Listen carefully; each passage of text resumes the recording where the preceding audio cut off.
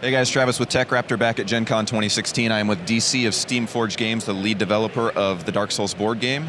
Tell us a little bit about the game.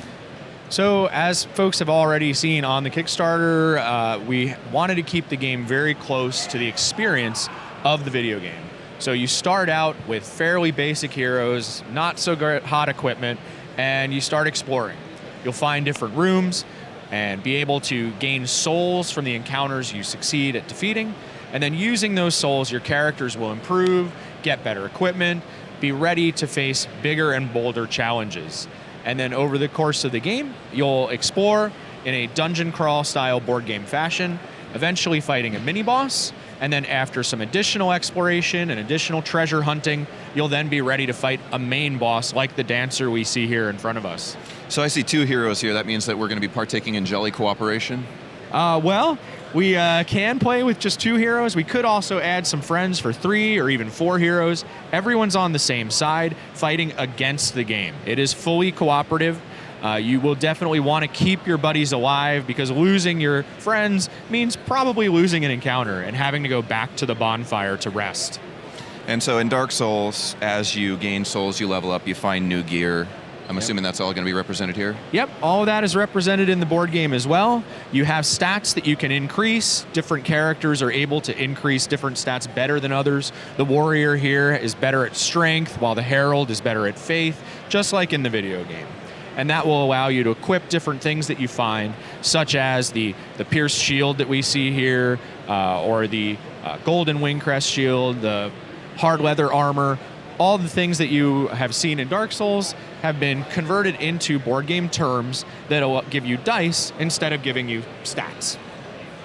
So just as important as leveling up and gear is getting good in Dark Souls and learning enemy behavior patterns and things. How is that represented in the board game?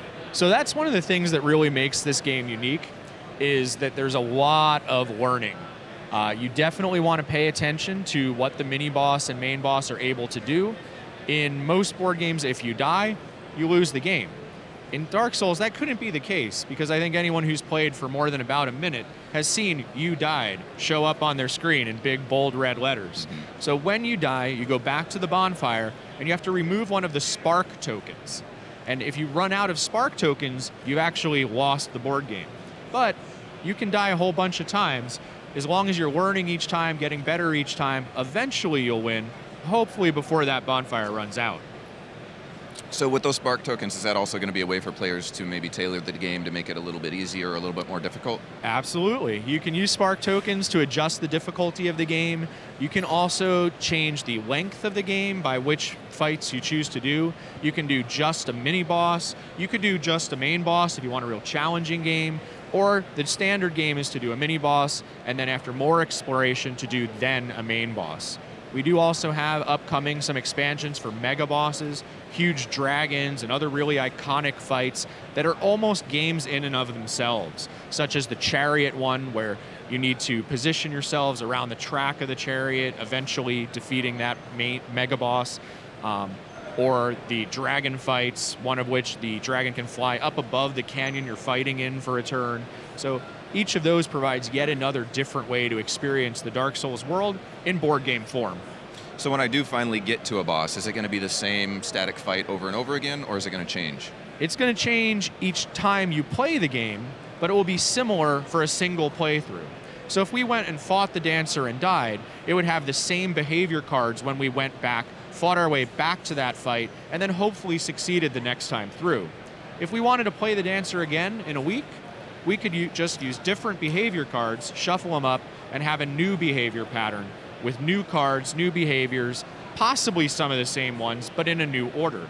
So you never really know what's coming, even if you've done a particular boss fight before, which gives the game a lot of replayability.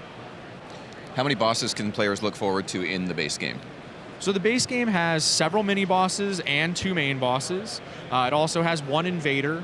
But with the people who backed on Kickstarter, the Kickstarter includes the first 6 expansions, which has 6 more player characters, so you have 10 to choose from instead of just 4. Has 10 more invaders, so now there's 11 different invader fights. Has more mini bosses, more main bosses, more enemies, so much new material, and really it gives a great experience for the money. And those who missed it have not fully missed out. We do have late backing available. If they want to search for the Dark Souls Kickstarter or go to Steamforged.com, they'll be able to get in on the late backing for the game, which for the price of the base game, they'll be able to get the base game and those first 6 expansions that were unlocked during the Kickstarter all together. And how long is that available for people who didn't back during the Kickstarter? Well, not too much longer. People can still do the late backing for another week or so it's about mid-August that will run out, that opportunity will be closed, but then people will be able to start seeing the game after it ships in April 2017, and that will go to the Kickstarter backers, the late pledge backers, and the retail backers, so people will start seeing it in stores then, but then it will be about another month before it's fully available in distribution. Is the Dark Souls base game going to be played in single sessions, or are players going to be able to play as a campaign and keep their characters persistent? So you can do both. Okay. The game is designed so that you can play it as a short experience, just do some exploration, fight one boss, and get through a game in about an hour. So if people are on their lunch break and really want to get in a game of Dark Souls, the board game, they can do so. But you can also play through a standard game, which will have a bunch of exploration, a mini boss fight, more exploration, a main boss fight, possibly dying several times on the way there, and that will take you more like 2, maybe 2.5 hours. If you want to do an ongoing campaign with persistent characters and growing your equipment and your stats over time, you can do that as well, and that you'll want to play over multiple gaming sessions because it goes through more boss fights, a lot more chances for you to see your characters grow and change. So you're obviously very busy with the Dark Souls board game. Is there anything Absolutely. else Steamforged is working on at the moment? Well, we've wrapped up development on a card game called Shadow Games that's coming out in a couple of months. It's a game of bluffing and lying to your neighbors and hopefully not getting caught. Definitely a good quick game, only 20 or 30 minutes, but something that people who enjoy kind of that backstabbery and hating their friends will really get in on.